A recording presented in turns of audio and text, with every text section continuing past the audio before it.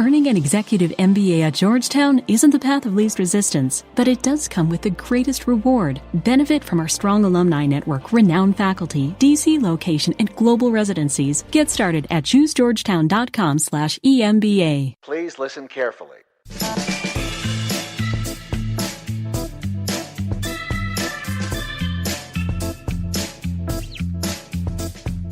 This is an Aquarian Radio special podcast. I'm your host, Karen Christine Patrick.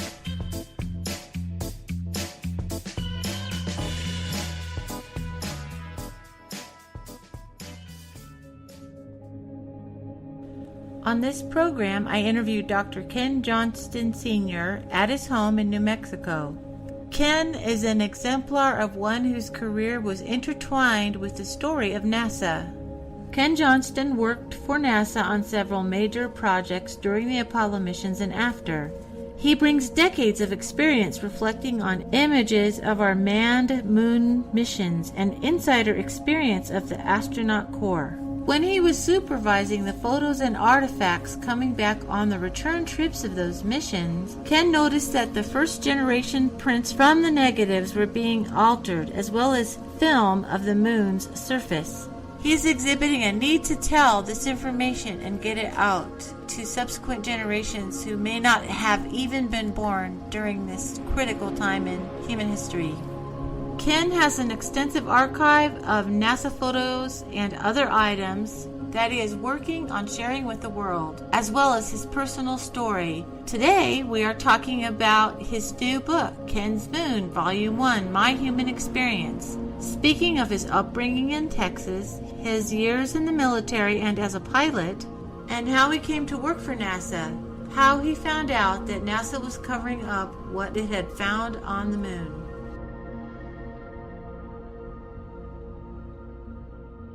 I'm Karen Christine Patrick here today with Dr. Ken Johnston Sr. Well, I get asked that a lot of times about what are the qualifications to become an astronaut. Way back in the early days, the astronauts usually were test pilots and military pilots. I learned to fly in the Marine Corps, and I got my first double degree as a Bachelor of Science in Business Administration and Accounting and Career Aviation Management. Then I got my Aerospace Engineering degree, bachelor's degree, and then the opportunity came around for me to get my first doctorate degree, and this was in Divinity, Doctor of Divinity, and then carried that on over and completed a doctorate in metaphysics. You've been doing a lot of schooling. One thing I've always learned and been told that, get an education. That's one thing they can't take away from you. True. If they do, then your brain's not going to be any good to anybody anyway. So, now the reason why I pushed real hard after being one of the first 4 civilian astronaut consultant pilots working for the Grumman Corporation, our job was to test the lunar module. Grumman built the lunar module that landed on the moon, of course. And our job was to test it in the vacuum chamber and be sure that all the systems were right and they worked for human compatibility, and then help train the regular astronauts how to fly it. So that's what was the opportunity to then become one of the regular astronauts. I have letters of recommendation from Neil Armstrong, Jack Schweikert, Buzz Aldrin, Jim Irwin, and just about any of them I wanted, because we were all friends working on helping them land on the moon. And astronaut Vance Brand, he called me and he says, Ken, have a seat. And I'm all excited because I know they're going to announce the next week of who the final 26 are that are going to become the new group of regular astronauts. I said, and he says, Ken, I don't know how to tell you this. He says, but the government's gotten involved in the selection process. And if any of you folks know what happens when the government gets involved in something, it gets all messed up. He said, the government doesn't want to have jet jocks anymore. They want to have PhD scientists, and you only have 3 bachelor's degrees, so your name has been cut from the list. He says, and I'm sorry. Well, that was quite a shock, because here I'd been doing the same work. I'd been to the same training the regular astronauts. So I said it was time to get my aerospace engineering degree. I got that. And then I got my first doctorate degree, and I reapplied for the astronaut program to be part of Skylab and part of the early shuttle program. And got down to near the end, and then I'd get called in as they said, you're too old. Oh, wow. So another shock. Well, and I got my second doctorate degree, and here 3 years ago, a company out of the Netherlands called Mars One that's planning on sending humans to Mars to colonize Mars. It's a one-way trip. I jokingly say it's one way, and my wife signed me up to go, but no, she knew that going to Mars has been my dream all my whole life. The moon was a goal, but it wasn't my goal. It was part of being part of the team to get there and get the job done, but it was still always Mars. So they said they were looking for people between the ages of 18 and 80. Well, at the time when I applied for the Mars One astronaut program, I was only 70. And with ancestors that have lived over 100 years, I was told I was a shoo-in. They sent me to Switzerland and Poland and all of the United States promoting the Mars One program. And then when they started off with 202,586 applicants from around the world. Then they got it down to 11,000. Then they cut it down to 1,058. Then they got it down to 760, and then that was down to 605. And then the final thing was to select 100 to go into training and to be able to select ultimately the final 24. Well, once they announced the 100, a friend of mine, Lieutenant DeRose, he and I sat down and we went through the list of those 100, and not a single one of them was 60 or over. They were all under, which means, again, age they were figuring. But I'm tempted to send a letter to them saying, I think you guys messed up, because if you're considering my age, by the time we launch and get there, I'm still going to have another 20 to 40 years on Mars based upon my family's genealogy. Anyway, meanwhile, I'm very, very active with the Civil Air Patrol and helping other cadets have their dreams, and hopefully we'll get them to Mars. Oh, that'd be great. Well, thank you for that good introduction. I decided that this interaction today would be a need to tell, because often you hear in the military, secret military complex, a need to know. But what has been happening in this last year, and you're one of the leaders of that, not everyone's got your teams, and is going to last as long. And we've lost a lot of people who had very interesting information. I really feel like 2016 is going to be a big year of the need to tell. And so I had some questions and wanted to get your feedback on that. Okay. Are you concerned for this planet right now? Well, we know for a fact through archaeology and geology that the Earth has gone through some cycles. It's not just global warming. It happens to be a natural cycle that the Earth is going through. If you say I have concerns, yes, I have concerns, because all it would take would be a fair-sized asteroid to hit the Earth, and it could wipe out the existence of Homo sapiens, or humans. We need to be back into, I'll say it that way, being a space-faring species, a space-faring nations here on planet Earth. I've had the privilege of meeting a few people in my lifetime that have experienced, have come across and told me things that they've experienced and that they've seen not only just in our space program, but in their private lives. And I've always told them, you need to get that recorded somewhere. For instance, like a very dear friend of mine that's passed away, his name was Bill Pollock. And if you go in the internet and you look up William Pollock, he did a very lengthy, couple of hours of interviews where he came clean on everything from ET contacts and the security of the underground bases that he was involved in developing the security for. And it was not allowed to be released until after his death. And it is still out there, so that's good. And other places where I've had conversations, people come up and tell me this. I said, we all need to come forward. If you don't get it out there before you die, then it's going to be lost.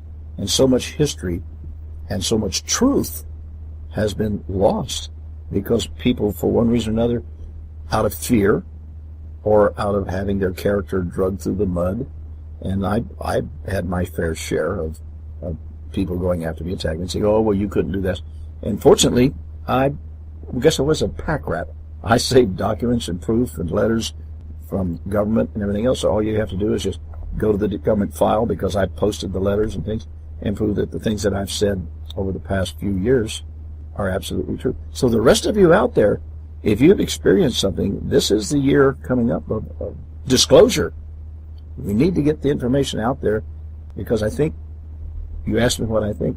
I think it's going to be the time where we will be, not that we're going to be contacted because we've been contacted forever, made public the existence of extraterrestrials and what influence they've had on our lives here on this planet. So if you have experience and information, get with somebody, get with this group, and get the information out there. Are you concerned for younger people and for their future, and why? I think our younger people society has been dumbed down, something terrible. And part of it has to do with I'm the older generation now. If you live long enough, we'll all be the older generation. I'll get asked a question, and I say, well, I think I have that information, and I'll think in terms of which book, what area to go and find it. And while I'm talking about that, one of the young people will have their devices in their hand, and next thing you know, a perfect example, I was giving a lecture to a bunch of young cadets, and I was talking about being at the Smithsonian Institute and giving a talk there and then going around, and I'm telling them about things that I saw at the Smithsonian. All of a sudden I hear my voice coming from this little iPad this kid had, and it's saying the same things that I was just saying. So I said, why don't I just shut up and go listen to it and watch it on the video? So what I'm getting at is that the young people, they instantly think of going to their cell phones or their iPads and pulling up and getting the answer, but it's not in their head. It's not part of their culture, not part of their brain, because you can ask them, the next day about it, and they'll have to look it up again. So I am concerned about the youth, and from that standpoint. The other part is that the education with the government's pushing on. In the small little town that I live in, there are a couple of schools, which one of them is called SODA, that's School of Dreams Academy. And last year, they had so many full boat scholarships. People used to think that this was where the difficult, troubled kids were going to be sent to that school. Instead, what you found out is these are where the smart kids were. Yes, they were bored with the kind of school that they're being thrown into and the kind of nonsense that they could just be bored to death while they're out there. My son used to joke and he said, I was thinking about crystal oscillators and things like that, and they were talking about the ABCs. So, yes, youth today, I'm concerned about them getting the proper education and being fit and ready for being a part of the future spacefaring episode of our society, our species.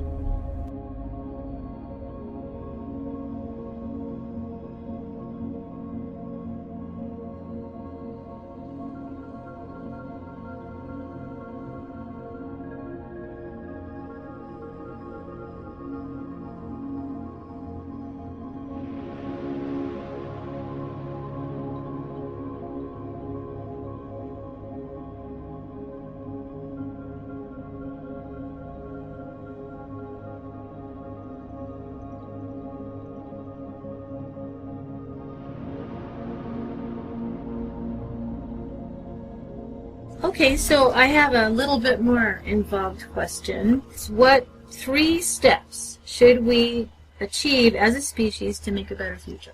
What 3 steps? I have the doctorate degree in religion. I've studied just about every major and lesser religions around the world, and unfortunately, it has created more havoc. There have been more millions of people killed because of slight little differences in what their belief systems are. And you see it's going on right now.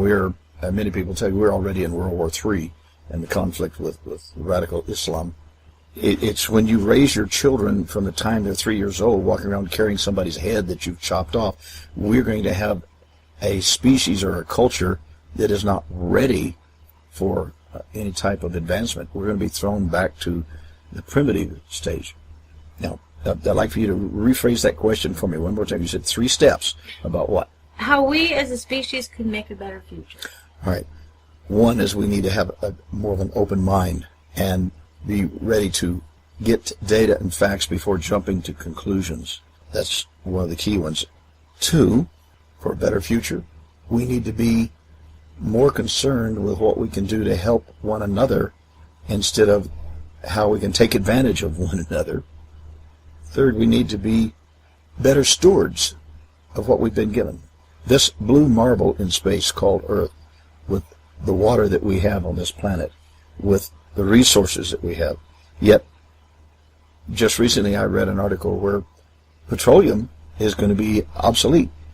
They're looking at ways now that they can convert algae into a fuel for engines, but we still need to go one step further and get into hyperdrive, magnetics, etc. So in order for us to make that kind of advancement, the biggest thing is having open mind and being, I think a good example, my wife says when she's asked about, what do you think about the extraterrestrials in this planet? And her little theory, and listen to it, it makes some sense, kind of like Great Britain did back in several hundred years ago.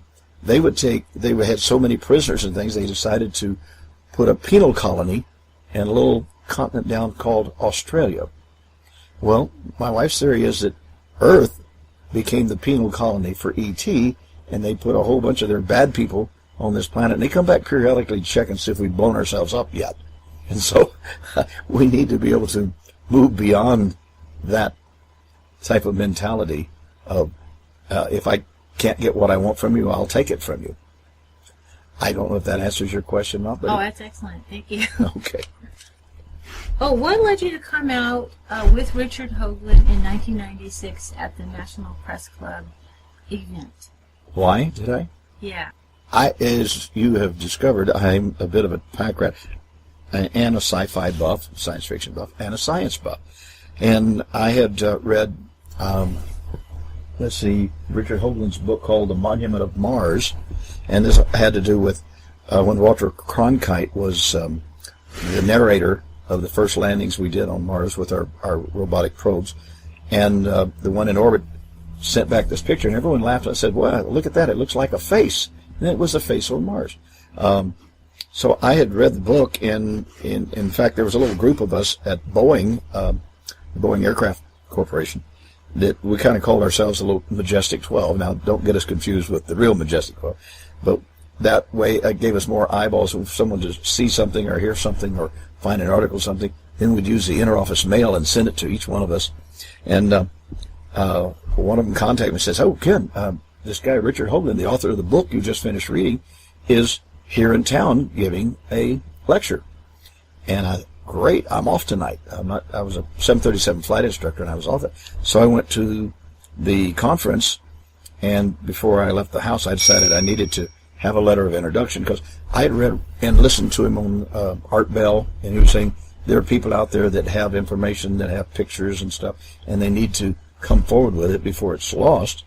So I wrote in there and told him what I had, and which people around the world now have understood. They're calling it Dr. Ken Johnston's archive. Well, I went to the conference with my book, or his book, I should say, and I met the people taking the money. I was ready to pay my entrance fee to the conference, and I said, "Oh, and here's a letter of introduction for Mr. Hoagland." She looked at the letter, read a little bit, and her eyes got big, and she says, "Don't move, stay right where you're at." And I'm thinking, I'm in trouble. Maybe I shouldn't have told him that much. And just a couple of minutes later, Mr. Hoagland comes out from the back, speaks to me about who I am, what I had in my archive, and he says, "Come with me." He set me on the front row and said, "We'll talk after the conference." And several hours later, we were through. We talked about what I had kept when I was the director of the Data and Photo Control Department at the Lunar Receiving Laboratory. And he asked, and I agreed that he could come over with a team, 4 of them, to my house the next day, and I would get into the vault and I'd have my collection out. Well, he came over and they were looking at some of the pictures and things, and one of the guys says, "Oh my God, this stuff is really real. We couldn't see that on the other picture." The reason being is you order a picture from NASA today, and it's going to be a copy of a copy of a copy of a copy of a copy. Have you ever used a copy machine and make a copy after a different one, and pretty soon it's so blurry you can't see what's there? Well, my pictures and things were made off of the original negatives because of I had to provide that kind of detail to the scientists and geologists that were studying the lunar samples. Well, while we're doing that, my wife says, "What is this reflection in the astronaut's visor?" And that's become one of the most famous ones. If you really want to know what the astronauts saw on the moon, don't look at the picture. Look at the visor of the one having his picture taken. You'll see what's behind the one that's taking the picture. So that was it. So Mr. Hoagland said, "We're going to have a conference with the National Press Club next week. Would you be my guest and come there and come speak?" He says, "Here's the reason why. and we can name them off. There have been a number of people who have started to come forward with information, or it's knowledge that they have various information, that they have met in auto accidents, they've died of fast cancer or what have you. And Mr. Hoagland was concerned that if he could make me public enough that if anything were to happen to me, it would be so many questions asked that it wouldn't be fair. So in reality, and I'm not pointing fingers at any organization or what have you, why they would want to get rid of me.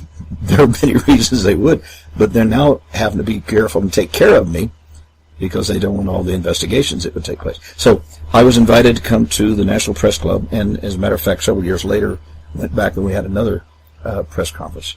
But and that what year was that? Well, 1996. 1996 was the first one. Right. And the other one was about, Yeah, I think so. You're absolutely right. I think you're right. And you went back again. I was basically that you got them the next week after no. when you met Richard. But that second one was very interesting because I had been tapped and it became one of NASA, NASA / JPL, Jet Propulsion Laboratory, one of their solar system ambassadors. And that's the term they coined. And there were solar system ambassadors just about in every state, and that our job was to go out and give lectures to schools and organizations and tell them what a wonderful job we're doing going into space and what's going on. And I did that for almost 5 years. Not once did I ever tell them anything about what I knew we had seen on the backside of the moon or have you. I was just doing my job. I got a call from the director of the Solar System Ambassador Organization within JPL, and I won't mention the name, but she said that Mr. Hoagland's book came out, his new book, Dark Mission. Yeah. And she says, and you've been quoted in there as saying this and that and all, and we don't think that you have the best interest of NASA and JPL. And I said, well, all I did was just tell what really took place. And she said, well, we think that you should resign. Don't employees have their opinion? Oh, yeah. She says, our employees, they all have their own personal opinion. I said, they're being paid for this. Is that right? She said, well, of course. And I said, and I'm not being paid as a solar system ambassador, my time, my money, and everything else, to promote your program, but you want me to resign. I said, no, I don't think I'm going to do that. You'd have to fire me.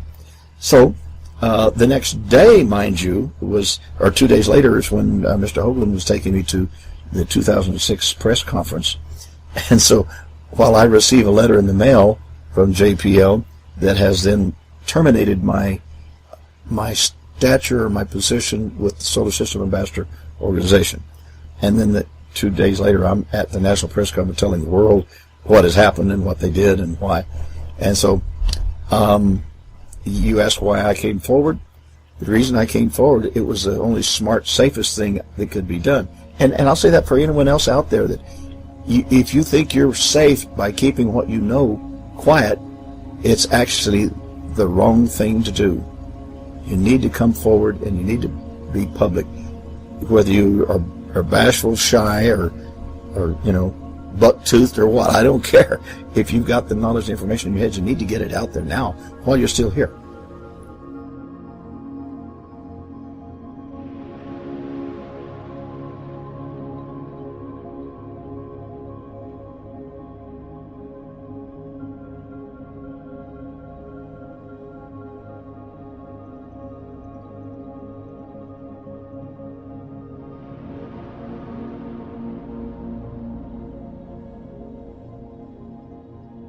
Okay, for 2015-16, what is prompting you to step up and tell more now? Okay, my archive has been available to scientists from around the world through Richard Hoagland and their enterprise team, and just about anybody, any reputation that's contacted me.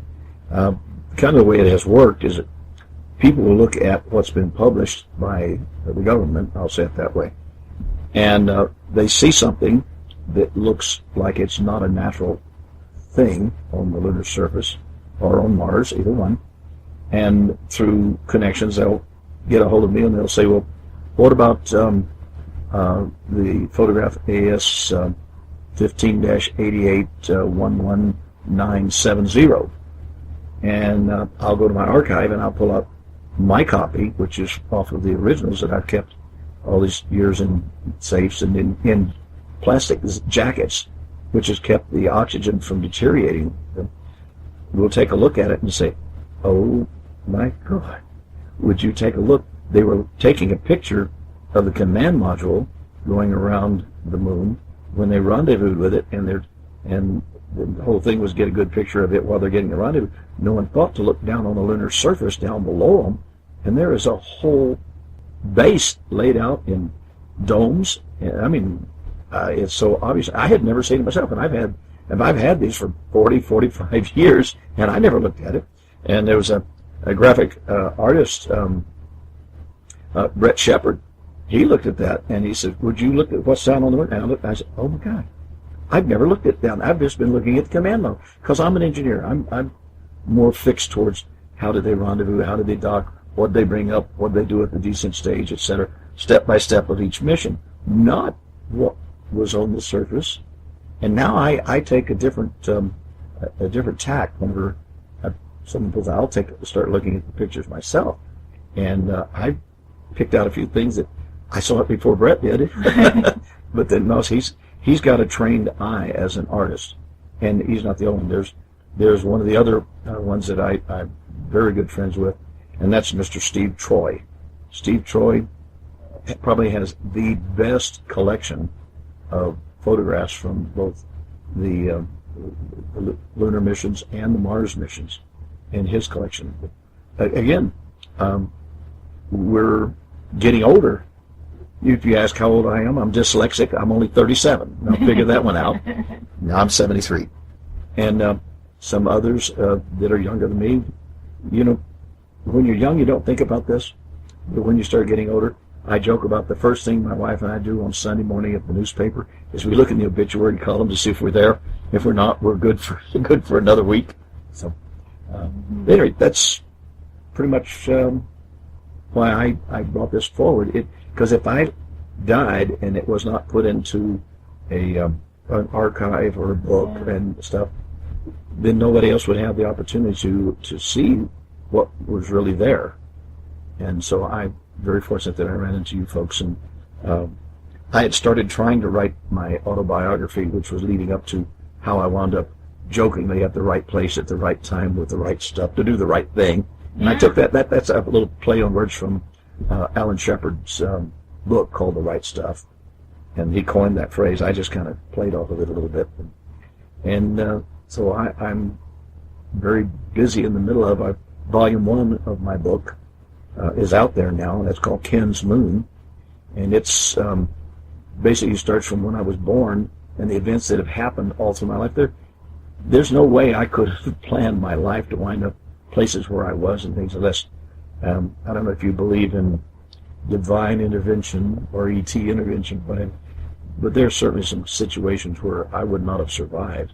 And I put those in the book, and leads right up to actually getting into at NASA. And then volume 2 decided to go ahead and put the whole archive out there. So there's over 800 some odd pictures and things that information that's going to be released. I think probably within the next couple of weeks, maybe, certainly, definitely the first part of January. Mm-hmm. So then there's so much stuff there that I've saved that needed to be made public, where everybody else can study it, and just the youth can have an opportunity that the material information is there. Instead of someone coming up to me, or like they did Buzz Aldrin, saying, "You guys didn't go to the moon, you lied to," and Buzz Aldrin lost his temper and he decked the guy. I think, way to go there, Buzz. They do the same thing, and they'll challenge me and say, "Well, I don't think we really went there." And I said, "Well, you were still wetting diapers whenever we did, so what do you expect?" Or your parents were wetting diapers. Okay, your grandparents, all right. Depending on the age of the person, yeah. It is true. And if you set them down and you can show them the real stuff, then they have to sit back and one of them I gave him so much information. He said, I'm going to have to think about this, because his whole reason for his glory and his fame was to debunk and to attack those of us who actually did the work. I'm a generation where we watched it happen. I was a kid in school Right, and we watched right. it happen. I was the generation that made it happen. Yeah, exactly. So we were kind of watching that happen, and because it was all on TV, we didn't know all the behind-the-scenes things that were going on. It was a TV show.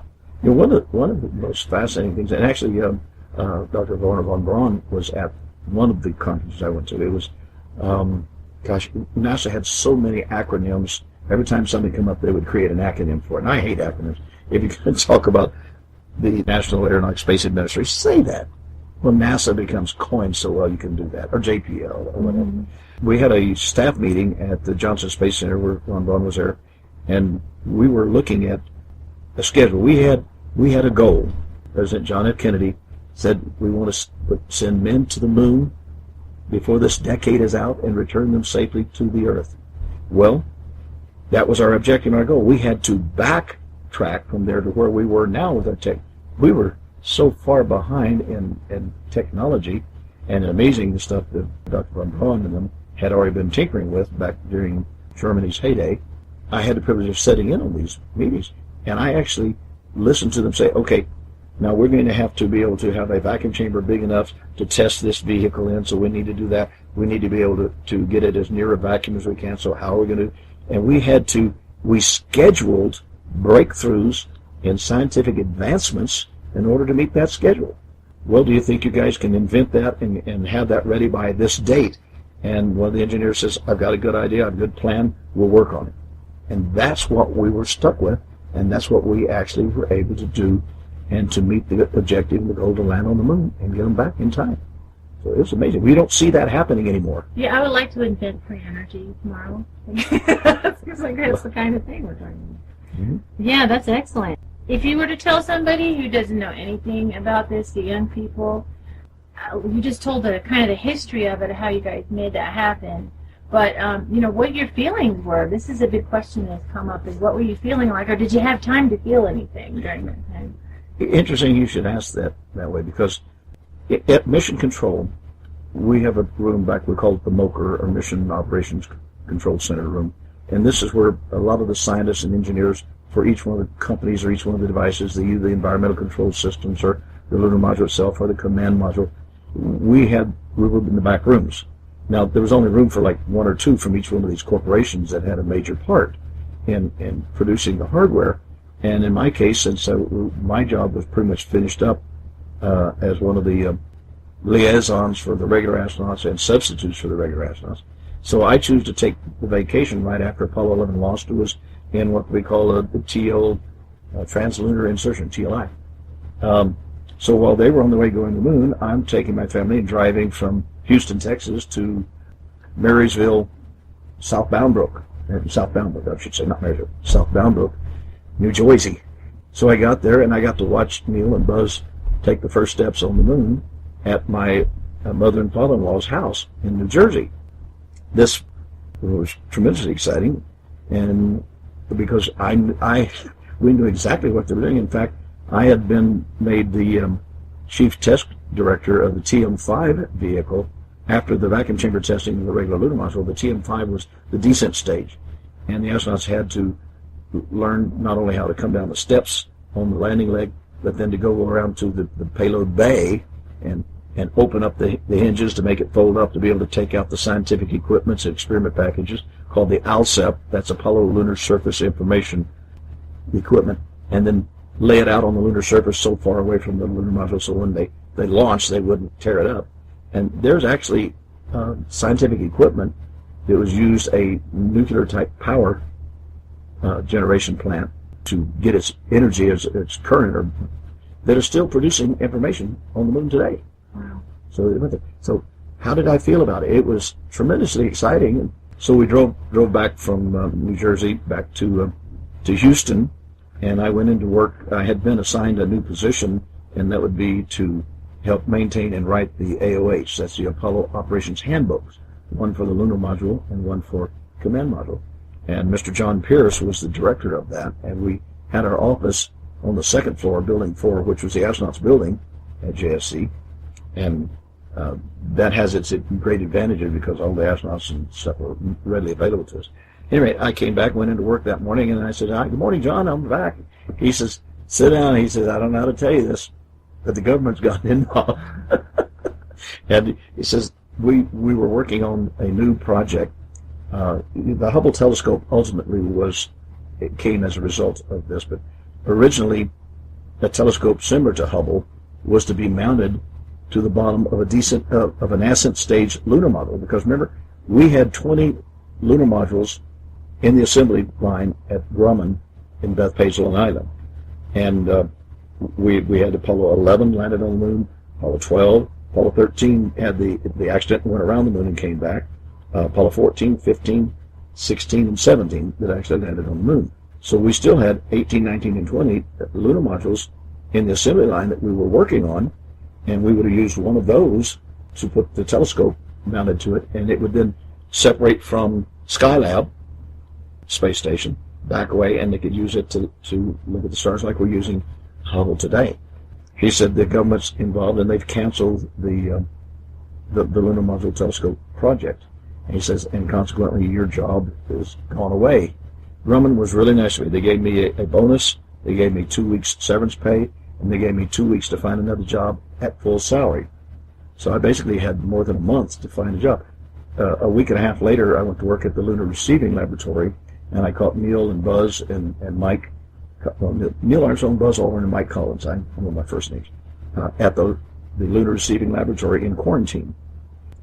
The excitement got dulled down a little bit because I had to find another job real quick. Unfortunately, and I think it really, looking back, it was sort of in the plan to move so fast to get from one phase to the next that, like what had happened to me, the contract was over, it got laid off, that once we had finished landing Apollo 11 on the moon, we're no longer doing R&D, research and development, by sending missions to the moon. These are going to be routine flights to the moon, scientific investigations.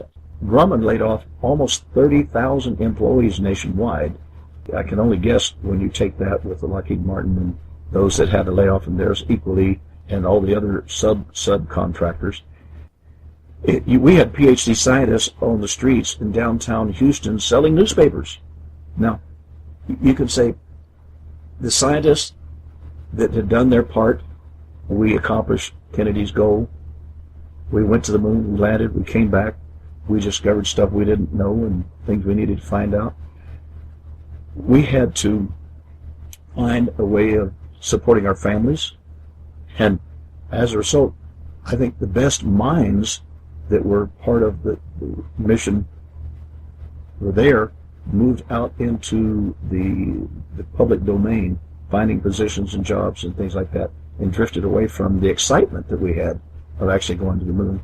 And since they didn't slap on to keep going and maybe go on to Mars, we should have been on Mars, mind you, by 1979, 10 years after we landed on the moon.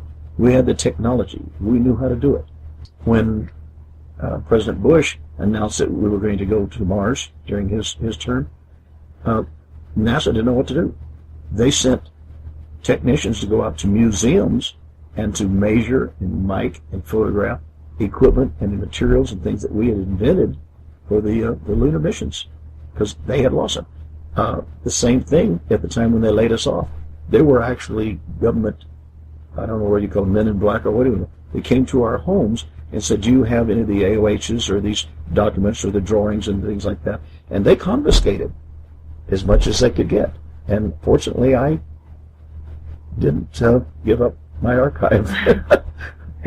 Okay, so I guess the excitement was there, but it was all dulled down. And then I went, when I was a guest of the BBC, the British Broadcasting Network. They flew me from Albuquerque to Houston for an interview and a show and tell around NASA. NASA had a public relations person meet us at the entrance, and he came up and we introduced ourselves, and he says, "You're Ken Johnston? You're an icon." And I quipped, as you mean like on a cursor on a computer, an icon, you know? But he says, no, he says, we don't know how to do what you guys did. And to me, that was a confession of fact. So we've lost the momentum, and I'm not sure how we're going to gain that back.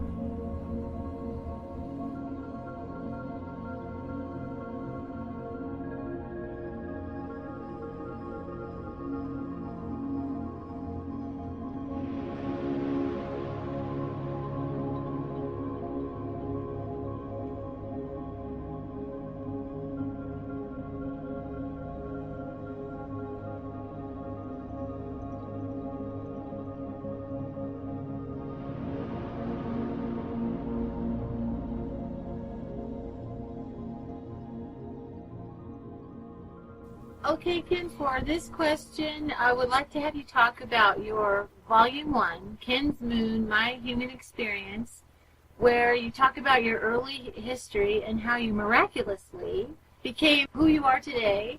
When I was going through reading it, it reminded me of my two sons and all the scraps they got into, and I was saying to myself, if they got through with their eyes intact and their fingers and toes intact, I would have done a good job. But it was really enjoyable to work with you on the project. And could you please go into that history a little bit? Well, okay. Volume 1 really is an autobiography, and then most of you know that's going to start off with, like, well, how did you get here to begin with?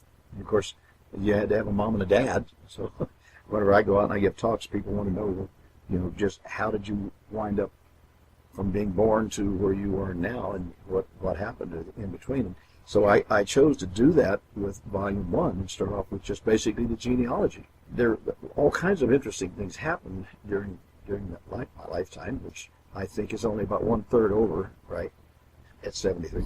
Anyway, I was born in a little army base during World War II in 1942 at Fort Sam Houston, San Antonio, Texas. So I'm a native-born Texan. I grew up there, wound up, my dad was killed in World War II as a pilot. And the only pictures I had of him were pictures of him in uniform, Captain Abraham Russell Johnston.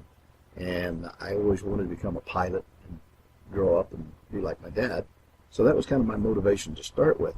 And then after that, my mother did marry a captain in the Marine Corps, Roger Walmendorf, that had come back from fighting in the Pacific in the islands, and Guadalcanal came back with a terrible fungus growing in his ears that they couldn't stop, and ultimately it leached its way through the ear into his brain cavity, and the pain was so great he just went out and curled up in the car with the carbon monoxide gas and got rid of all the pain for the rest of it. But it's when you realize what the man had gone through before that, you have to understand that he gave it all.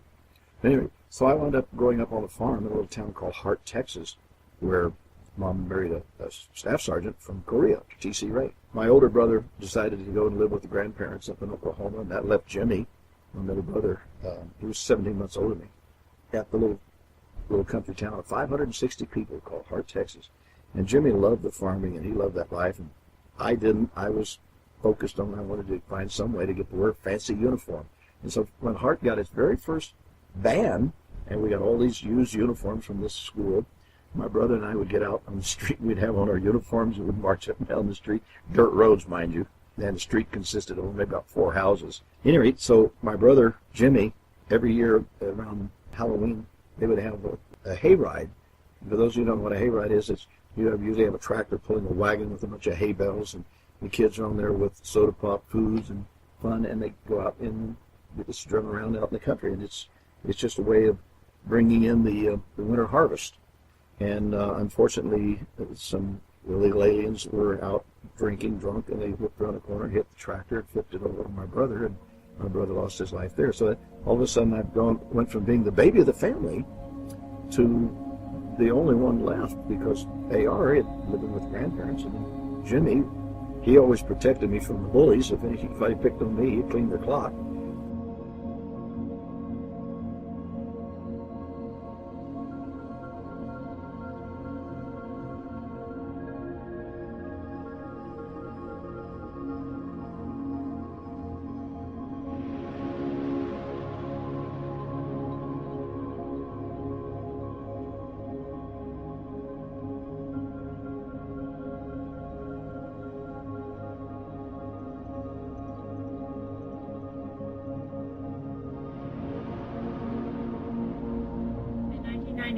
And Richard Hoagland was very excited about your collection. I'd like to have you describe some of the things that we're seeing. There are so many that have come out in the past 20 years that I think probably the most exciting one really ties back to while I was at the Data and Photo Control Department of the Lunar Receiving Laboratory. And after Apollo 14 came back, we had the chief scientist that was in charge of the astronomers. It was Dr. Thornton Page. Dr. Thornton Page was a very distinguished-looking gentleman, always wore a three-piece suit, and had a very distinguished-looking patch, like a pirate, over one eye. I never discussed with him how he lost his eye. It was none of my business, but a brilliant man. He came to me at the Data and Photo Control Department, my office, and said, Ken, would you go to the main photo lab and pull out the 60mm film strip for thus and such number that was taken during the Apollo 14 mission. Now, what most people don't realize, and I think it's kind of sad, because there were 3 people that went to the moon every time we went there. 2 of them landed on the moon and did the experiments and walked around on the surface of the moon. The 3rd person, if he hadn't been there, they wouldn't have come home. Now, such as Apollo 11, you had Neil Armstrong, Buzz Aldrin, and Mike Collins. Mike Collins stayed in orbit around the lunar module in the command module. He was busy all the time doing experiments in astronomy and stuff, and then photographing the lunar surface. We were still mapping the surface of the moon at that time. So Dr. Page, now he knew that I was prior military flight training and also knew how to operate 16mm projectors, and specifically one which is called a gun sequence camera projector. And I'll describe that for the people who listen that may not be familiar. You may have seen old newsreels of air battles in World War II or what have you, and one airplane chasing another, and you could see the bullets and tracers going up. That's a camera that was mounted that was taking pictures of the cannons or the guns or what have you when they would fire them. And it's called a gun sequence because it would fire, it would take a picture in between each fire. So that's why it produced more of a video. Well, Dr. Page asked me to check this one out and take it over to the building next to the mission control, a 1-story building right next door to the mission control building, and set up a showing for him and 7 of the other scientists in his group for the next day. I went over to the photo lab, checked out the real film, and went over to the building, and we had a screen set up inside this little conference room. They had provided me with a gun sequence camera projector. Now, the projector is different than your standard movie projector because it could allow me to freeze a frame, to back up frames, to zoom in close, and or take them in a sequence of 3, 5, or 10 frames at a time, click, click, click, jumping forward. This particular reel, where they were mapping and filming the backside of the moon. When I was in like the 4th grade, and a teacher was telling me that the backside of the moon was always dark, and I said, no, it's not dark. And here I am only in like the 3rd or 4th grade, and she was arguing. And I said, well, here, let's do this. So I took a basketball, and I had her stand there and had someone shine a flashlight on, and I moved around with the ball and let them see it. You know, the phases you see of the moon and the shadows and all, that's all part of where the sun is shining on. And so whenever it's dark on the front side from the Earth looking at the moon, the sun is shining on the back side. Here we are, I'm looking at the film, and I'm showing it for them, and they're sitting in the back. We're coming up on a big crater called medium-sized crater, about 120 miles across. It's big for me, Tsiolkovsky. And the sun angle was about 45 degrees, so about half of the crater was in shadow. And as the command module was flying over the crater slightly off to the side, in the shadowed portion of that crater, there was 5 little lights, looked like domes, 5 domes illuminated from the inside, and one of them looked like a straight stream of gas had been ejected out from the top of one of them. And he had me freeze, he had me stop, back up, come in again, zoom in on this.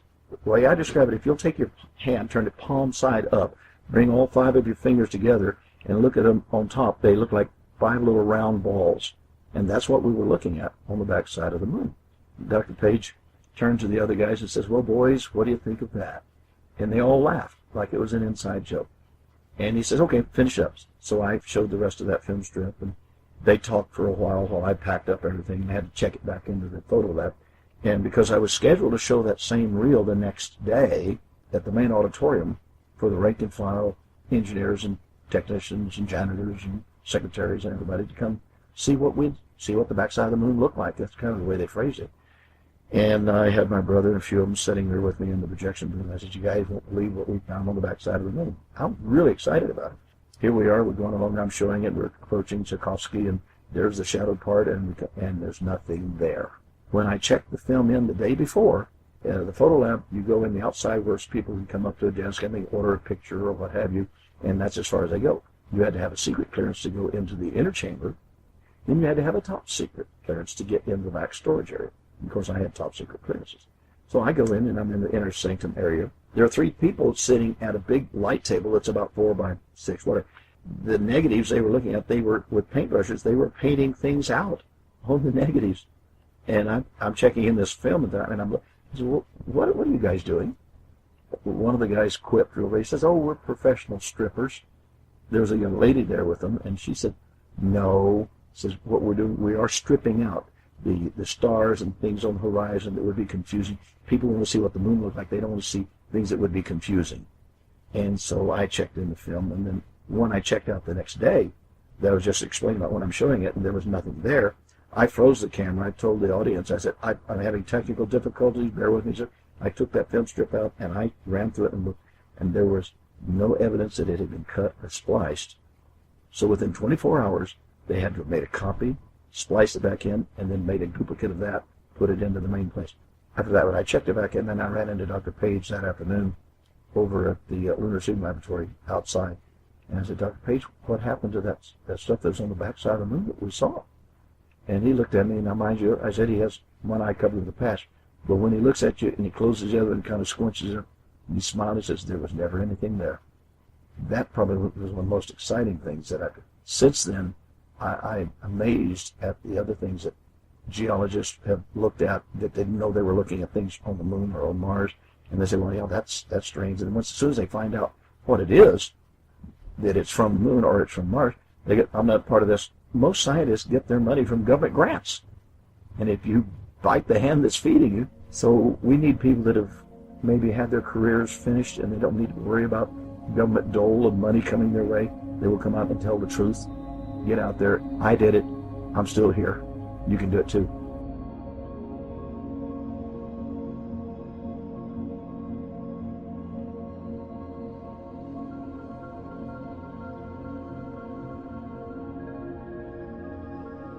To get the book, Ken's Moon, The Smoking Gun That Reveals the Dark Mission of NASA, Volume 1, My Human Experience, an autobiography by Dr. Ken Johnston Sr., go to www.kenjohnstonmedia.com.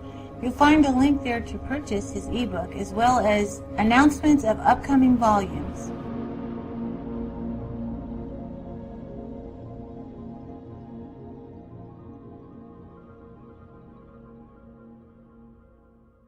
Please listen carefully.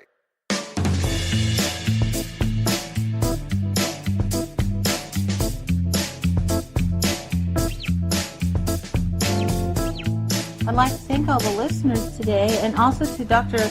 Ken Johnston for this wonderful interview, and the wonderful musicians on freemusicarchive.org, to Jazzar for the song Please Listen Carefully, to Chris Zabriskie for the song I Can't Imagine Where I'd Be Without It, and of course for Aquarian Radio and Janet Lesson at aquarianradio.com.